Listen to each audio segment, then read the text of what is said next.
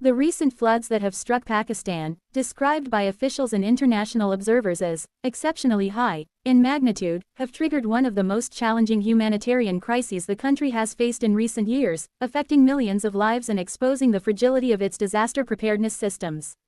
Torrential rains that fell across much of Punjab, coupled with massive discharges of water from rivers originating in India, overwhelmed embankments and flood defenses, forcing authorities to carry out large-scale evacuations that displaced well over 200,000 people in a matter of days. Entire towns and villages found themselves submerged under water levels that rose to alarming heights within hours, sweeping away homes constructed of mud and brick, cutting off road networks, damaging bridges, and rendering large tracts of farmland useless for the foreseeable future.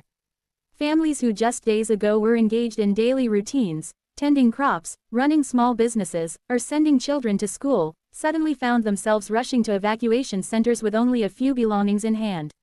The speed at which the waters advanced shocked even seasoned residents who have lived through recurring monsoon seasons, as well as government disaster agencies that were caught grappling with the intensity of a flood event they admitted was beyond ordinary parameters. The Pakistan Meteorological Department issued multiple warnings in late August, forecasting unusually heavy rainfall in the northern and central regions, yet few could have anticipated that the combined effect of extreme weather, cross-border water discharges, and infrastructural shortcomings would culminate in what local newspapers have already begun labeling a mega flood. Provincial disaster management authorities, assisted by the military and paramilitary forces, mobilized boats, helicopters, and convoys of trucks to evacuate stranded populations from districts such as Kasur, Okara, Vihari, and Bahawalnagar. Local mosques, schools, and community halls were converted into makeshift shelters where thousands of people are now crammed together, awaiting food, clean water, and medical aid. Reports indicate that diseases like diarrhea and skin infections are spreading rapidly among children in these camps, raising fears of a secondary public health disaster if immediate international assistance is not provided. Agriculture, the backbone of Punjab's economy and Pakistan's overall food security, has suffered immense damage as vast fields of cotton, sugarcane, rice, and fodder have been inundated, threatening the livelihoods of farmers and putting upward pressure on food prices nationwide. Economists warn that the economic losses from this flood event may cross billions of dollars, compounding the strain on a country already grappling with inflation, currency depreciation, and energy shortages. Meanwhile, political debates have emerged in Islamabad over whether India's release of excess water from upstream dams could have been better communicated or coordinated under existing bilateral mechanisms, with Pakistani officials publicly alleging that the sudden release worsened the catastrophe in downstream regions. Indian sources, however, maintain that emergency releases were unavoidable due to dam safety concerns and that adequate advance notice was issued as per international protocols. Regardless of these disputes, what remains undeniable is the scale of human suffering unfolding on the ground, where thousands of families are still awaiting rescue, livestock carcasses float in floodwaters, and local markets are stripped of essential commodities. Humanitarian organizations including the Red Crescent and international NGOs are racing to set up relief operations, but access remains difficult due to blocked roads and continuous rainfall in certain regions. As the monsoon season continues, meteorologists caution that further downpours are likely in the coming weeks, raising the grim possibility that the situation could deteriorate even further before any relief arrives.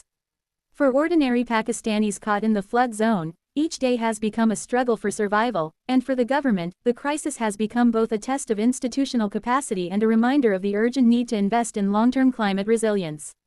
In the aftermath of this devastating flood crisis, the spotlight is not only on Pakistan's immediate response but also on the broader regional and global implications of climate-driven disasters that have been striking South Asia with increasing frequency and severity.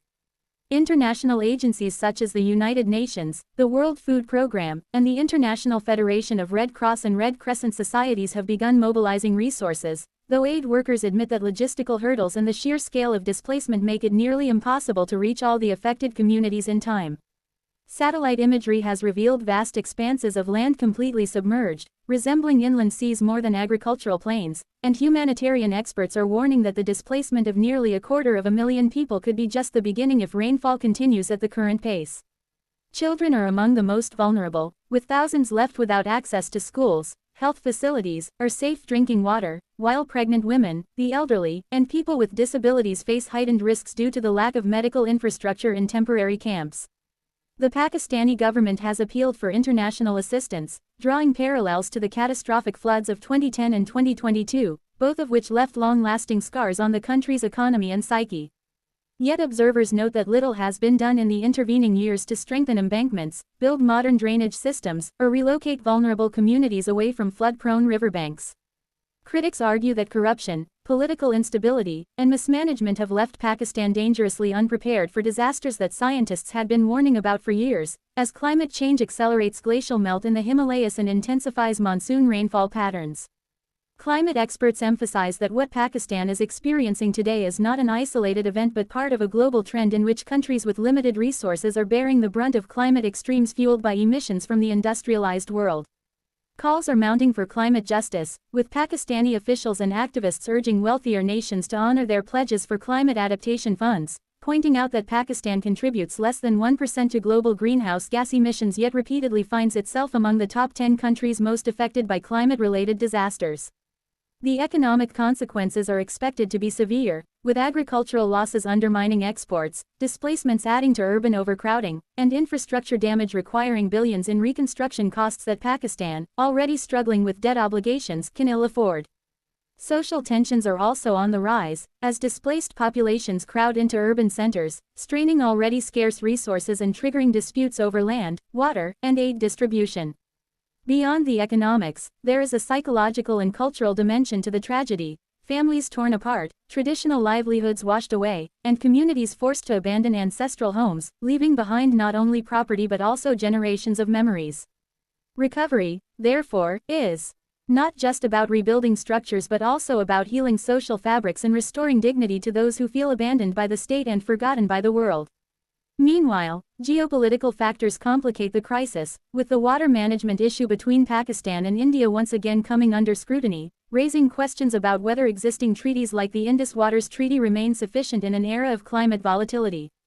Analysts caution that without renewed cooperation and transparent water-sharing mechanisms, future floods could escalate into diplomatic flashpoints between the two nuclear-armed neighbors. For now, however, the priority remains survival and relief. Getting food parcels into inundated villages, setting up clean water filtration units to prevent cholera outbreaks, and ensuring that education and healthcare services are not entirely paralyzed for the next generation. The resilience of the Pakistani people is once again being tested, as countless stories emerge of neighbors rescuing one another with makeshift rafts, volunteers pooling scarce resources to cook meals for dozens of displaced families, and health workers trudging through waist-deep water to deliver vaccines. Such acts of courage underscore a spirit of solidarity that persists even amid despair, yet they also highlight the inadequacy of relying on community resilience alone to address what is essentially a national and global emergency. Ultimately, the exceptionally high floods of 2025 will likely be remembered as both a humanitarian disaster and a wake-up call, one that compels Pakistan, its neighbors, and the international community to confront the realities of climate change with greater urgency, foresight, and cooperation than ever before.